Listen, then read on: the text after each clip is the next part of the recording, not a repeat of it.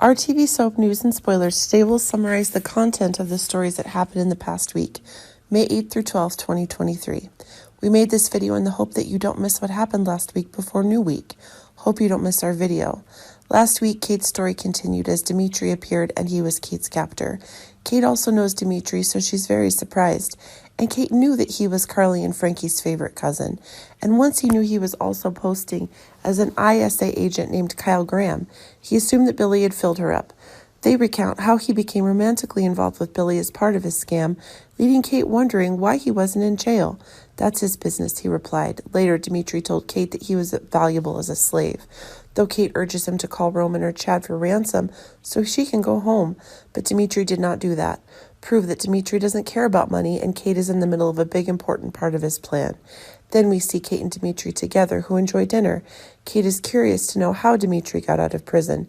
He explained that he maintained a lot of resources there and traded places for very cheap prices. That's why he kidnapped Kate and didn't need a ransom. Dimitri confirmed, but he also wanted something more personal.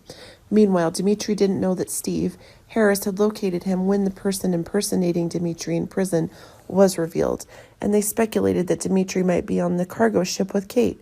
Steve hands Harris a gun, and he refused to give it to Chad because they feared Chad was in danger, because he was a normal person and had 2 small children. However, Chad assured them that he could handle it himself. Plus, he's dealt with Dimitri before. He can pick up something they can't.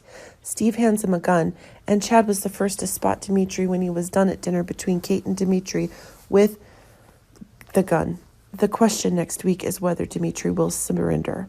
Talk about the story involving Nicole. She involves to hide the secret because she has trouble getting pregnant in the past.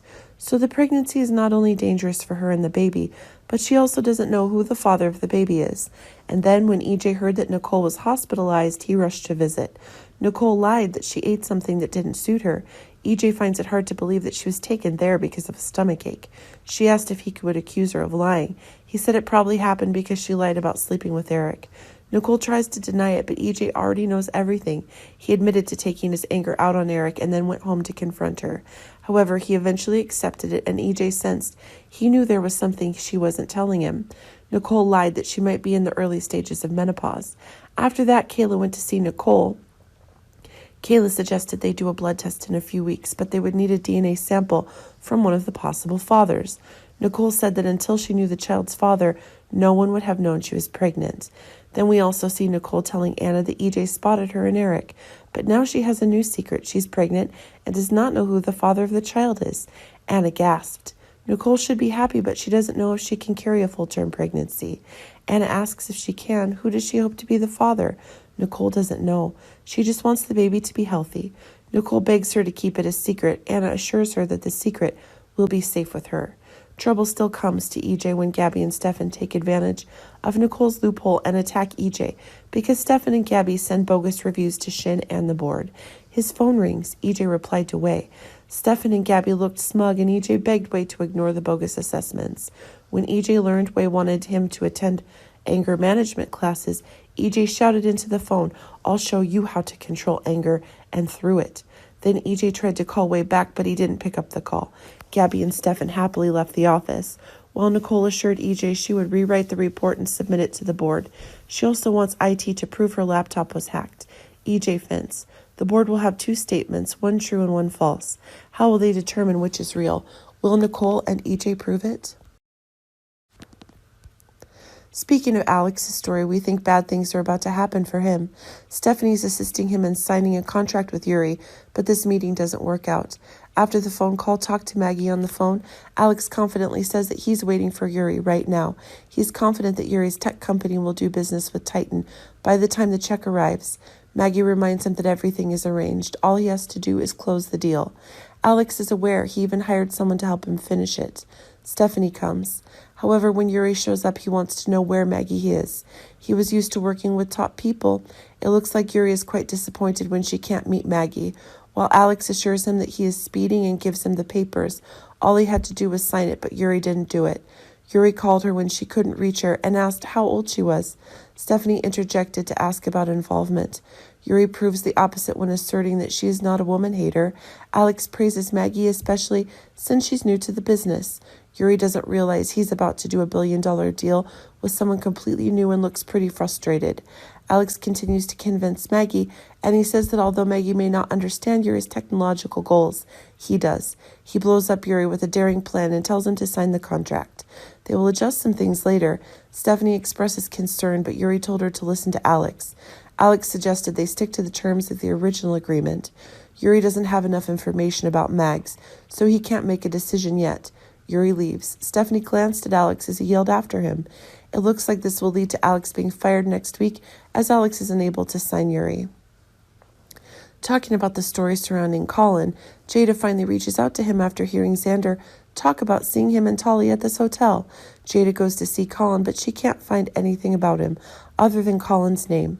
And when Sloan overhears Jada and Raffi talking to each other about Colin and the addresses of the hotel he's staying at, Sloan tells her brother that she knows what he's doing.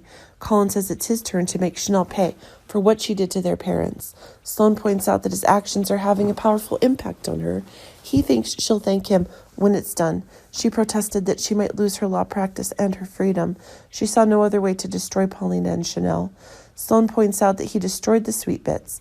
Colin says that's just the beginning. Sloan tells Colin he could go to jail for what he did. Colin points out that he has a good lawyer for a sister. Talking about revenge, Sloan finally realizes she can actually have something good, and she doesn't want anything to spoil it. She doesn't realize how lonely her need for revenge is until she finds someone who shows her there's more to live for. She wants that for him, too. She warned that if the police asked her again, she would tell them the truth.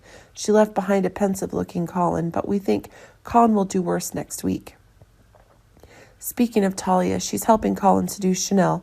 Jada asks who Colin is and what she's doing with him. Talia tearfully admits Colin is her ex-boyfriend from New York.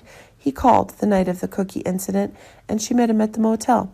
She said she lied about it because she didn't like who she was when she was with him. She even lied that she ran into Xander and Chloe right after breaking up with him forever. When Jada tries to comfort her, Talia gets angry. Her shame was enough for Jada to finally believe her, but everything could change in the coming week. After talking with Sloan, Colin packed up his luggage. Just like that, he decided to leave. Talia came to Colin's room as he packed up his things. He said he had news, but first she told him how she had attracted Chanel. When she asked about the suitcase, he said she was trying to organize his cramped space. In addition, his news is no longer important. He's excited about her and Chanel. What happens when Colin decides he's not leaving and continues to do bad things for the next week? Everything we share with you are stories that happened in the past week. Hope you have a great weekend before entering a new week full of energy. Bye-bye.